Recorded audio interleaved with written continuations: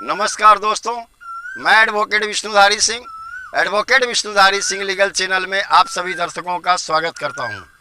दोस्तों, आज मेरे वीडियो बनाने का टॉपिक है कि क्या भूमि विवाद का मुकदमा लंबित रहने के दौरान कोई पक्षकार उस भूमि को बेच सकता है या नहीं। दोस्तों, प्रायः ऐसा देखा जाता है कि जब टाइटल सूट का मुकदमा न्यायालय में पेंडिंग हो, मुकदमा काफ़ी लंबा चलता है, तो उसमें एक पक्षकार सोचते हैं कि हम इस ज़मीन को विवादी भूमि को बेचकर पैसा बना ले।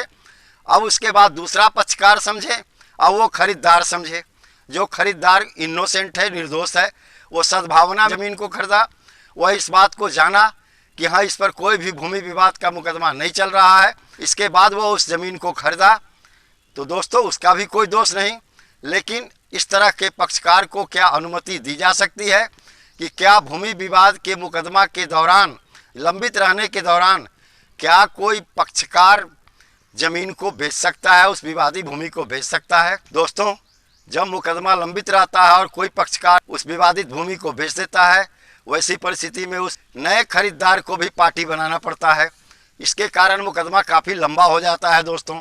और दूसरे जो पक्षकार हैं, जो मुकदमा सिर्फ लड़ रहे हैं, वो भूमि नहीं बेचे हैं, उनके साथ भी काफ़ी परेशानी होती है, उनके अधिकार का हनन होता है, पुनः मुकदमेबाजी बढ़ जाती है।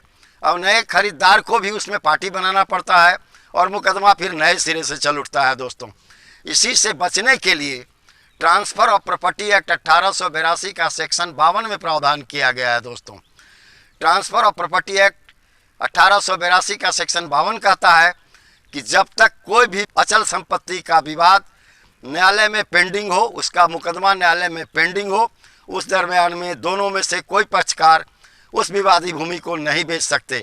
दो पक्षकार का मतलब दोस्तों, एक जो केस किया और दूसरा जिस पर केस हुआ, यानी वादी और प्रतिवादी, इन दोनों पक्षकारों पर प्रतिबंध है कि वह उस ज़मीन को नहीं बेच सकते। दोस्तों, अगर उस भूमि को बेचना है किसी पक्षकार के द्वारा, उसके लिए उसी न्यायालय में आवेदन देना होगा और न्यायालय की अगर अनुमति मिल जाती है तब वह पक्षकार उस भूमि को बेच सकता है। अगर अनुमति नहीं मिली तो वह पक्षकार या कोई भी पक्षकार न्यायालय के बिना अनुमति का उस विवादी भूमि को नहीं बेच सकता जो उस मुकदमा में विवादी है। दोस्तों, लेकिन दोस्तों, ट्रांसफ़र ऑफ प्रॉपर्टी एक्ट का 1882 का धारा 52 जो है, उसे लागू करने के लिए कुछ शर्तें हैं। दोस्तों, आइए हम एक एक शर्त के ऊपर चर्चा करें। दोस्तों, कुल शर्त हैं 7। पहला शर्त है दोस्तों, मुकदमा या वाद सक्षम न्यायालय में होना चाहिए।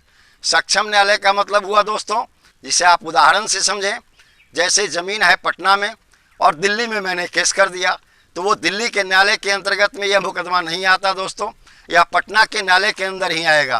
कहने का मतलब कि वह विवादी भूमि न्यायालय के क्षेत्राधिकार में हो, तब दोनों पक्षकारों को रोका जाता है कि आप ज़मीन को नहीं बेच सकते जब तक न्याय का निर्णय न हो जाए। दूसरा है ग्राउंड दोस्तों, वाद की कार्रवाई लंबित होनी चाहिए।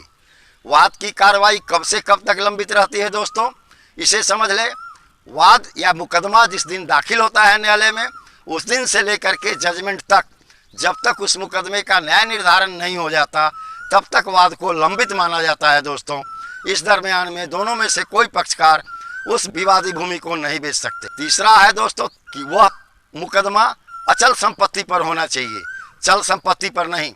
यानी अचल संपत्ति के मुकदमा के ही लंबित रहने के दौरान दोनों में से कोई पक्षकार उस भूमि को नहीं बेच सकते। दोस्तों, अब अगला है दोस्तों, मुकदमा के पक्षकार को ही उस विवादी भूमि को बेचने से रोका गया है दोस्तों, अन्य के द्वारा नहीं। अगर कोई थर्ड पार्टी उस जमीन को बेच देता है तो उसके ऊपर में यह धारा 52 जो है ट्रांसफ़र ऑफ प्रॉपर्टी एक्ट 1882 का, यह लागू नहीं होता।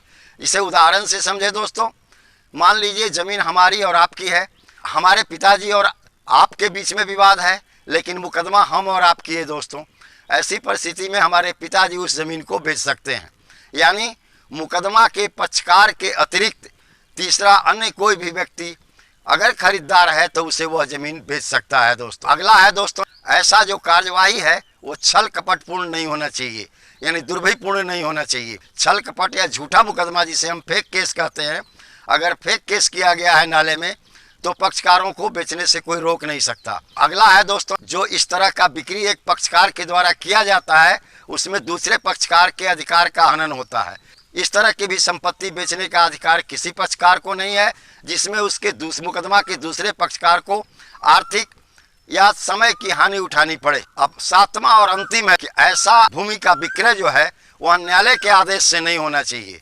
दोस्तों, जैसा कि हम आपको पहले बता चुके हैं, जिस न्यायालय में मुकदमा चल रहा है, अगर उस न्यायालय से भूमि बेचने का परमिशन किसी पक्षकार को मिल चुका है तो वह भूमि बेच सकता है। उसके अंतर्गत में धारा 52 ट्रांसफर ऑफ प्रॉपर्टी एक्ट लागू नहीं होगा। दोस्तों, ये कुल 7 शर्तें हैं। अगर इन 7 शर्तों को दोनों पक्षकार पूरा करेंगे, वैसी परिस्थिति में दोनों पक्षकार में से कोई एक व्यक्ति उस विवादी भूमि को नहीं बेच सकते। दोस्तों, इस सिद्धांत को लीज पेंडेंसी सिद्धांत कहते हैं। दोस्तों, लीज का मतलब हुआ मुकदमा और पेंडेंसी का मतलब हुआ लंबित, यानी मुकदमा लंबित रहने के दरमियान दोनों में से कोई पक्षकार, न वादी या प्रतिवादी, कोई भी पक्षकार उस विवादी भूमि को नहीं बेच सकता। ऐसा धारा 52 ट्रांसफर ऑफ प्रॉपर्टी एक्ट 1882 के अंतर्गत में निहित किया गया है। दोस्तों, अब आप समझ गए होंगे कि किन किन परिस्थितियों में विवादी पक्षकार या कोई जमीन को बेच सकता है और किन परिस्थितियों में नहीं। धन्यवाद दोस्तों। अगर आपको मेरा यह वीडियो पसंद आया तो आप इसे लाइक करें, सब्सक्राइब करें और अपने दोस्तों को शेयर करें।